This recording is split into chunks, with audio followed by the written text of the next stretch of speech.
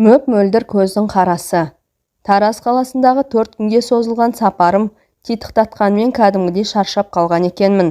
Пойызға кірген бетте жеңіл киімдерімді ауыстырып, өзіме тиесілі орныма жата кеттім. Төсегімнің үстіңгі қапатта болғаны мұндай жақсы болар ма? Ешкім мазамды алған да жоқ. Ұялы телефонды да шұқыламай, кітапқа да қарамай бірден ұйқыға бас қойдым. 4 күнгі шабылыстың шаршауын басып, 4 түнгі шала ұйқының есесін қайтармақпын. Ертеңгі істейтін шаруаларымды жоспарлап, ұйықтап кеткен екенмін.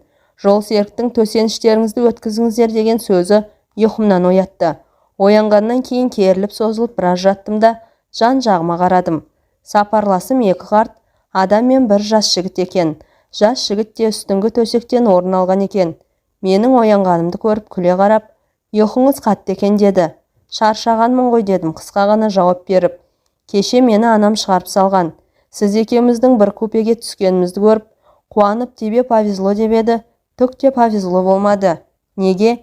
Енді әңгімелесіп жол қысқартып жетеміз деген үміт ақталмады. Өзіңіздей әңгімешіл жігіттер әркімнің қолына түсе бермейді ғой. Бір тыңдайыншы деп едім, тырайып жатып алдыңыз. Егер қарсы болмасаңыз бір жерден шай ішейік. Әлі танысып үлгермеген сапарласымның өтінішін жерге тастай алмадым. Перронда тұрып таныстық. Аты Қайрат екен. Пойыздан түскеннен кейін Алматы вокзалының айналасына топырлай орналасқан асханалардың біріне бас сұқтық. Менің әңгімемді тыңдағысы келген жігіттің өзі нағыз әңгімешіл екен. Мені сөйлетіп өзі тыңдамақ еді. Мені тыңдатып қойып, өзінің сөйлеп кеткенін аңғармай қалды. Медицина университетін тәмамдағаннан кейін табаны күректе 5 жыл Тараз қаласындағы ауруханалардың бірінде қызмет атқарған екен. Өзі де сол елдің тумасы көрінеді. Енді Алматыға қоныс аудармақ болып келе жатқан бет екен. Санаулы сәт жолдас болған жігіттің мына бір әңгімесін өздеріңізбен бөліскенді жөн көрдім. Дәрігер болам деген ой үш ұйықтасам да түсіме кірген емес. Жалпы мен сізге шынымды айтайын. Бала кезімде арманшылардың қатарында болған жоқпын. Сабағымды жақсы оқыдым, тәртібім тәуір болды. Бірақ 9-шы сыныпқа дейін болашақта кім болатынымды әлі шешпеген едім. Біреулер құсап, айға ұшсам деп армандап, я болмаса әнші, күйші, суретші, жазушы болам деп те ойламаған едім. Ал енді дәрігер болу туралы ой басыңа қайдан қаңғып келіп жүр деген заңды сұрақ туындайды. Бұл ауру әкемнің шешімі еді. Әкемнің өтінішімен 10-шы сыныптан бастап дәрігердің оқуына дайындала бастадым. Әрине басқа пәндерді біржолата жиып қойған жоқпын, бірақ химия, биология пәндеріне баса назар аудардым. Әдебиет пен тарих онсыз да жаныма жақын. Сонымен не керек 2 жылға дайындығым жаман болған жоқ. Мектепті алтын белгіге бітіріп, осы Алматыдағы медицина университетіне қиналмай түстім. Алматыда жас болып шалқып жүрдім. Ойнадым, күлдім, дәурен кештім дей алмаймын. Біріншіден өзім де бұйығыла өскен адаммын. Екіншіден біздің факультетте еркек кіндіктен гөрі төмен етектілер көп. Ең негізгісі біздің мамандық сандалбай жүрістер мен басы артық істерге мойын бұрғызбайды. Өнер академиясындағылар және мұғалімдіктің жаңа басқада мамандықтың оқулықтарына еркіндік, кеңдік деген жарасатын шығар. Ал біздің мамандық ондайды көтермейді. Өйткені адам тағдыры ойыншық емес. Қыз қуған, қызық қуған, серілік құрған жігіттер үшін жастық шақ дегенің аққан су соққан желдей шығар. Біз үшін мысық табандап жылжитын. Қысқы жазғы демалыстарының бәрін ата-анамның жанында сүйікті Таразымда өткізетінмін. Қалған уақытта Алматыда оқуымды оқыдым. Әупірімдеп 7 жылымды өткізіп, туған қалама тарттым. Сол жерде облыстық ауруханаға дәрігер болып жұмысқа тұрдым. Дәл сол кезде ауру әкемнің арманы орындалды. Сүйенші болдым. Жұмысымда ауруларды, үйімде әкемді емдедім. Біздің жұмысымыз оңай емес. Қарапайым жұрт қиын екенін біледі. Бірақ толық сезіне алмайды деп ойлаймын. Таңның атысы, күннің батысы демей шабылып жүреміз. Кейде осы дәрігер деген сөз, әбігер деген сөз бекер ұйқаспайды деп ойлап қаламын. Шын мәнінде біздің қызметіміз нағыз әбігерлік қызмет. Кейбір емделушілердің анализінің қорытындысын көргенде қанша өмірінің қалғанын біліп тұрасың. Бірақ күніңіз біткен екен дей алмайсың. Қолынан келгеніңше күресесің.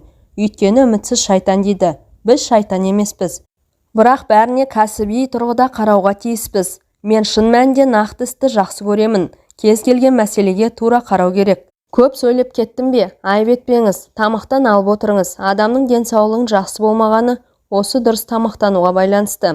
Рас, жұрттар бізді еттері өліп кеткен деп кінәлайды. Қалай етің үйренбесін, тәулік бойы көретінің осы. Олар бірақ адам үшін жандары ауырады. Ал біздің миымызда бір сәтте ондайлардың 30 тұрады. Әркім үшін өзінің жаны, я болмаса жетелеп келген туысының жаны аяулы. Ал біз үшін бәрі бірдей.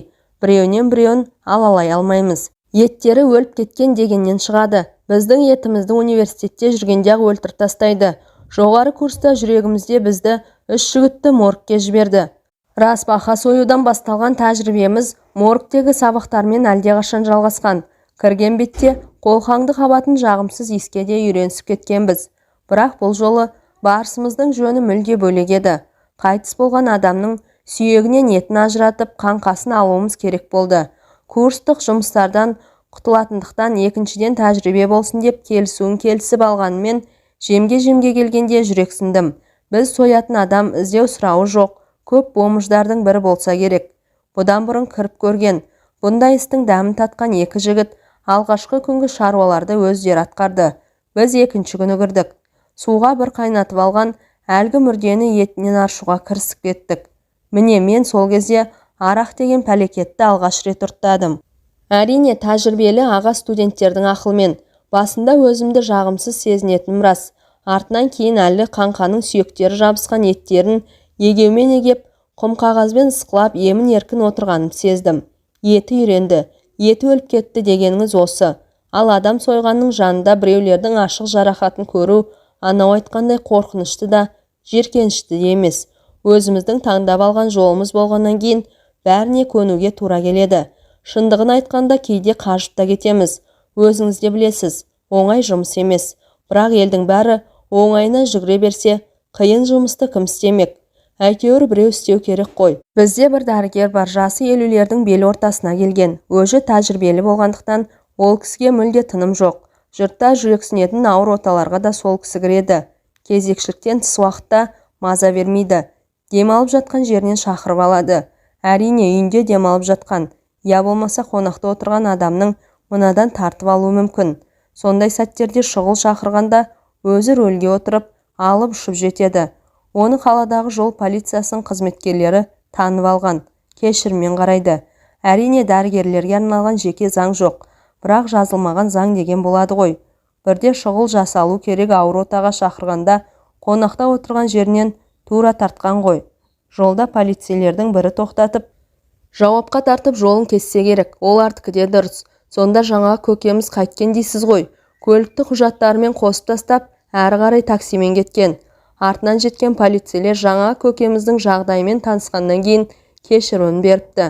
Кейде жұрттар дәрігерлер туралы жаман ойлап жатады. Ақша бермесе қарамайды деп.